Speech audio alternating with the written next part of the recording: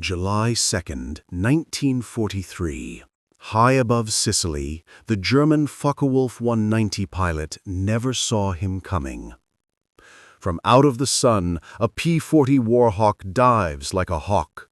A burst of machine gun fire tears through the German's fuselage, sending his aircraft spiraling uncontrollably toward the countryside below. Inside the cockpit of that Warhawk, First Lieutenant Charles B. Hall, a 22-year-old from Indiana, had just done the impossible. A black pilot had just shot down one of Germany's elite fighter aircraft. For the Nazis, this wasn't just a loss, it was an anomaly, an insult. According to their ideology, black people were Untermensch, subhuman, incapable of mastering complex machinery or demonstrating courage. But in the skies over the Mediterranean, their ideology was about to have a catastrophic collision with reality. And that reality had a name: the Tuskegee Airmen. What the Luftwaffe pilots didn't know was that they weren't fighting ordinary soldiers. They were fighting men who had been in a fight their entire lives, long before they ever saw a cockpit. Men who had to be smarter, faster, and more disciplined just to earn the right to wear the uniform. They didn't just carry the weight of national duty into battle. They carried the burden and the hope of 13 million people on their shoulders. They were fighting two wars at once, one against fascism in Europe, and another against racism back home. This isn't just a story of aerial combat. This is the story of how a group of men, dismissed by their own country, became one of the most respected fighting units in history, nicknamed the Red Tail Angels by the bomber crews they protected, and the Blackbird Men by the enemy they destroyed. Their journey began not on a battlefield, but in the piercing silence of West Point. Captain Benjamin O. Davis, Jr., the son of America's first black general, endured 4 years of the silent treatment. No white cadet would speak to him outside of official duties. That silence was designed to break him. Instead, it forged steel. The same steel he would need to lead his men through hell. When the 99th Fighter Squadron arrived in North Africa, they were met with skepticism. Their commander, Colonel William Momier, gave them hand-me-down P-40s and pointless patrol missions, as if he were waiting for them to fail. And for a moment, it looked like they might. 7 months passed with no significant aerial victories. Colonel Momier wrote a scathing report recommending the experiment be shut down and the black pilots be pulled from combat. That report landed on the desks of generals in Washington. The future of the Tuskegee Airmen hung by a thread. Then came Anzio. July 22nd, 1943. The Luftwaffe launched a massive assault on the Anzio beachhead. 15 pilots from the 99th in their obsolete P-40s climbed to meet superior German Focke-Wulf 190s. What happened next silenced the critics forever. In 2 days of ferocious combat, they shot down more than a dozen enemy aircraft. They flew like demons unleashed, using every ounce of skill and courage to protect the troops on the ground. In 48 hours, they had proven more than in the previous 7 months. The experiment wasn't a failure. It had just begun. Soon they received the aircraft worthy of their skill, the legendary P-51 Mustang, and with it, their new identity. The tails of their planes were painted a brilliant red, a marking that would become famous across the skies of Europe. The B-17 bomber crews didn't know who was flying those planes. They only knew one thing: when the Red Tail Angels were there, they were going home. Unlike other fighter groups that often broke formation to chase personal glory, the Red Tails stayed with the bombers. Our job is not to be aces. "Our job is to bring those bombers home," Colonel Davis commended. The numbers tell a story the bomber crews already knew in their hearts. On average, other P-51 groups lost 46 bombers to enemy fighters. The Red Tails group, only 27. They were the best guardians in the sky. The peak of their legend came on March 24, 1945. Their mission? Escort bombers on a 1,600-mile round trip into the heart of the Reich, Berlin. The target was the Daimler-Benz tank factory. But a new threat awaited them. The Messerschmitt Me-262, the world's first operational jet fighter, a Nazi superweapon that could fly 100 miles per hour faster than any Mustang. As they approached Berlin, the jets appeared, the largest force of jet fighters ever assembled for a single interception. Instead of panicking, the Red Tails used their minds. We knew they were faster, so instead of chasing them, we drew them away, then turned into their blind spots. In one decisive afternoon of combat, they did the impossible. Again. Roscoe Brown, Earl Lane, and Charles Brantley each shot down a Messerschmitt Me-262. 3 jets in a single mission. That was more than most other fighter groups would shoot down in the entire war. They hadn't just won a battle. They had defeated the enemy's most advanced weapon.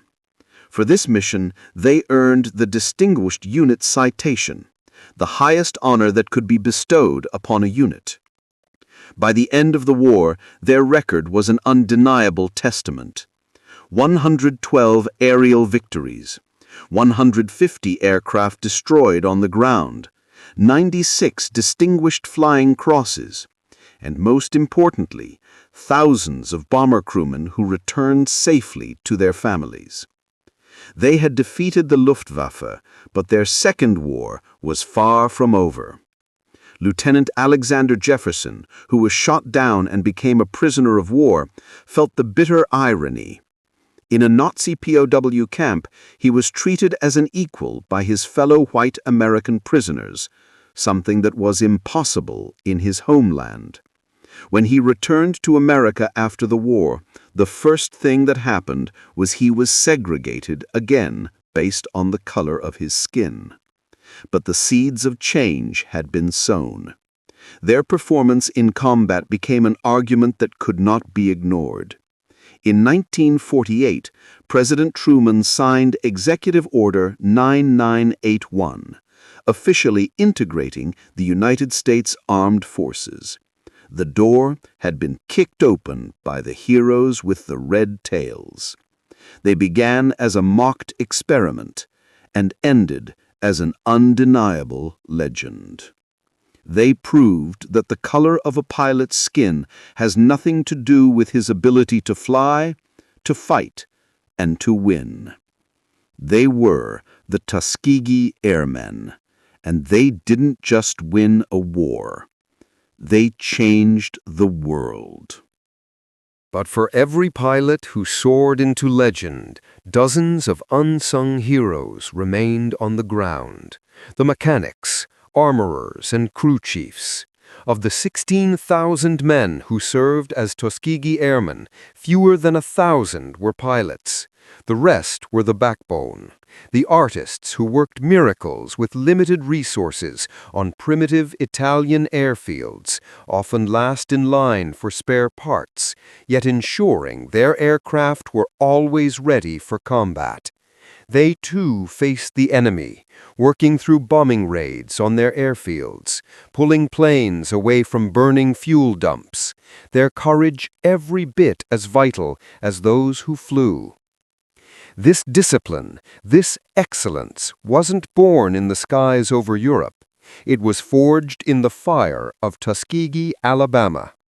The training program was designed to be harder, the standards higher, than for their white cadets. The washout rate was a brutal 60% compared to 40% for white cadets. Only the absolute best survived. They didn't just learn to fly, they learned to be flawless, knowing that any mistake would be used as an excuse to shut the entire experiment down. They weren't just a group of pilots, they were a super-selected, hyper-focused brotherhood, tempered by a pressure their enemies could never understand. Victory in Europe did not bring victory parades for the Red Tails. It brought uncertainty. For decades after the war, their achievements were buried, ignored by mainstream history. Pilots who had faced down Nazi jets returned home to face segregation, denied jobs and basic respect. Lee Archer, an ace with 4 victories, rarely spoke of his record. "Nobody believed me anyway. A black fighter pilot? Must be lying." Recognition came slowly, drop by drop, over 60 long years. Finally, in 2007, the nation offered its highest civilian honor. The Congressional Gold Medal was awarded to the Tuskegee Airmen, the surviving heroes, now old men standing tall as a president saluted them, not as a failed experiment, but as American legends. So their legacy is not just written in the history books of aerial combat. It is written in the flight plans of astronauts, in the blueprints of engineers, in the arguments of lawyers, and in the dreams of children who were told they couldn't, but saw the proof that they could. The Tuskegee Airmen didn't just break the sound barrier of racism in the military. They broke the gravity of low expectations for generations to come. They proved that excellence has no color, that courage has no creed, but most of all, they taught us that the highest heights are reachable, not in spite of who you are, but because of it. But this victory was paid in blood. 66 pilots killed in combat, 32 captured as prisoners of war, 84 more lost in training accidents. Each name was a son, a brother, a husband, a future extinguished in the fight for a nation that had not yet fully embraced them. They carried not just parachutes on their backs, but the dreams of entire families, dreams that for too many would never be realized. And that brilliant red on their tails, it was more than just paint. It was a declaration. In skies filled with chaos, it was a symbol of unwavering discipline. To the bomber crews they shielded with their lives, it was a beacon of hope, the arrival of angels. And to an enemy indoctrinated with notions of racial purity, that flash of red was a mark of an unexpected, undeniable, and unbreakable foe. It was the color of their courage, painted for the whole world to see. Back home, the black press had a name for their struggle, the WWII Campaign, victory against fascism abroad and victory against racism at home. Every German plane shot down was a direct refutation of Hitler's master race theory. And every American bomber brought home safely was a silent, powerful argument against the prejudice that festered in their own nation. They understood that their war would not truly be over when Germany finally surrendered. In the end, the story of the Tuskegee Airmen is a story about the power of defiance. The defiance to fly when they were told to stay on the ground. The defiance to fight with excellence when they were expected to fail. And the defiance to hope for a better world, even as they fought the injustices of their own.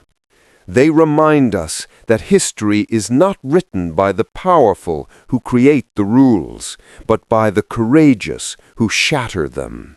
They didn't just fly planes, they flew in the face of history itself, and in doing so, they changed its course forever.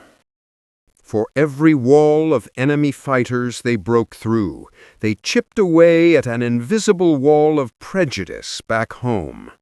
The bomber crews they saved became their most powerful advocates. These were men who had stared death in the face and cared nothing for the color of a man's skin, only for the quality of his courage. Their testimony, carried back from the brink of oblivion, was the first crack in the dam of segregation, a truth spoken not in newspapers or halls of power, but in the quiet, grateful whispers of survivors. It's easy to forget that this grand legend was built one person at a time, one cadet choosing to endure the suffocating silence at West Point, one mechanic choosing to work through the freezing Italian night to fix an engine, one pilot choosing to stay with his wounded bomber instead of chasing a moment of personal glory. Their legend is not a monolith. It is a mosaic built from thousands of individual acts of unyielding excellence. They never asked for special treatment. They only asked for an opportunity, a chance to prove on the world's most dangerous stage that character is not determined by ancestry, and that greatness is not a matter of pigment, but of purpose. They were given an experiment designed to test their limits, and they responded by setting a new standard for heroism. They earned their wings at Tuskegee, but they earned their immortality in the skies over Europe, fighting not just for their country, but for the very idea of what their country could one day become. They were told their place was on the ground, a people bound by the gravity of prejudice. But they proved their true home was in the sky, a place with no boundaries, where only skill and courage mattered.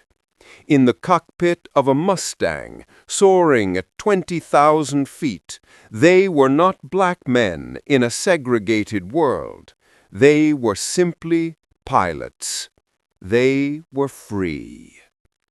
Today, the roar of their Merlin engines has faded into the quiet pages of history, but their echo remains. It is heard in every story of an underdog who refuses to quit. It is seen in every barrier that is broken by sheer, undeniable excellence. Their story is not just black history, nor is it just American history. It is a timeless human story about the enduring power of the human spirit to rise above any obstacle placed in its path. They were given obsolete planes and impossible odds. They were handed the crushing weight of an entire nation's prejudice and told to prove themselves. They were handed an experiment, and they returned a masterpiece.